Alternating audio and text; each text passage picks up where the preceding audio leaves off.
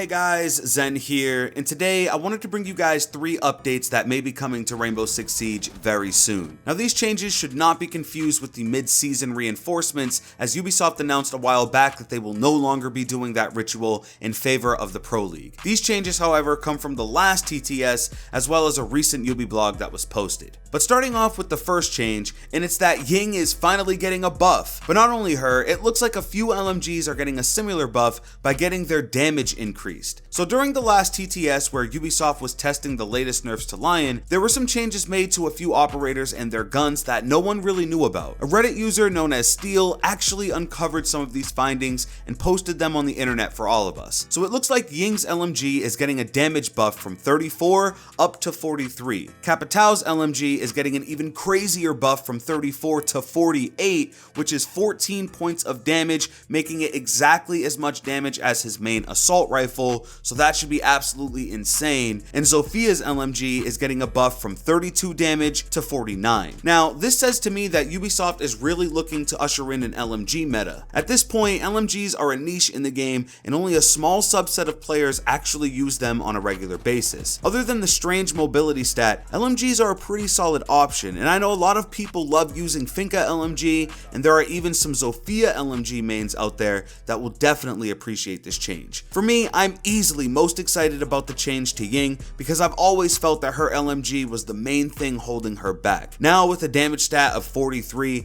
it will be just strong enough per bullet to keep up with high fire rate SMGs on defense. Out of these buffs, I'm curious to know which you guys will utilize more. I know Capitão fans out there are always looking for more reasons to pick this operator, and I know I've got some Ying mains who watch this channel who should be very excited. So let me know your pick. Moving on to our second change, and it's actually coming to Toxicity in the game and how Ubisoft plans on rolling out some new features in dealing with it. As we all know, Rainbow Six Siege has had somewhat of a reputation of being a very toxic game with some pretty serious offenders. It's highly competitive and a game that requires a lot of thought to succeed in, so naturally some players become overly toxic as a result. Now I've made plenty of videos in the past going over the toxicity in the gaming community, so if you're not fully up to speed, you can go check those out. But Ubisoft posted a blog update with a few details on what's changing. First, chat monitoring. This is essentially Ubisoft's way of tracking the frequency of racial slurs and hate speech used by individual players. This is also the system that will apply bans of increasing severity as you are flagged, which is detailed clearly in the terms of service that all players agree to upon playing this game. You can be banned for term lengths of 2 days, 7 days, 15 days,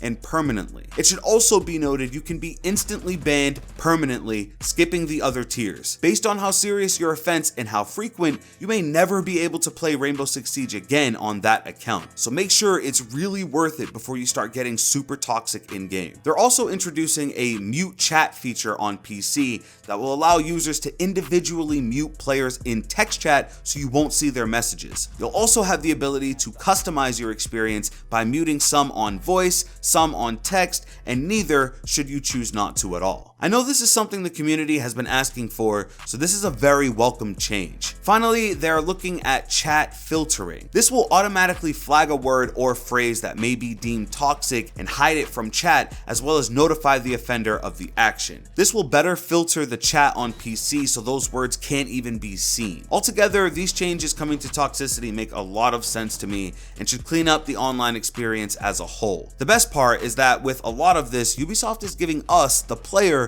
a lot of control here, which is always beneficial. Our third and final change is coming to team killing. The weird thing about this one is that Ubisoft have said that a change is coming and that they've already made changes to better track the frequency of team killing, and the goal is to recognize those who've slipped through the cracks in the past, but they can't actually detail it publicly because it could lead to exploitation. So unfortunately, we may never know exactly what the change is to team killing, but they at least wanted to announce it that they're cracking down harder on those who do it, and of course tracking even more data across the game. So team killing, whether funny or not, or whether you enjoy it or not, Ubisoft is making a pretty big stand against it and are taking it very, very seriously. But that's it, guys. Those are the 3 updates hopefully coming to Rainbow Six Siege very, very soon. It should also be noted that some of this stuff may not be seen until Season 3, so it may be some time until they are actually implemented in the game. But I want to know your thoughts. Are you excited about the LMG buffs? How do you feel about Ubisoft and Toxicity? Let me know everything in a comment down below. If you did enjoy this video, please drop a like and subscribe with notifications if you're new. With that being said, it's been Zen. Hey,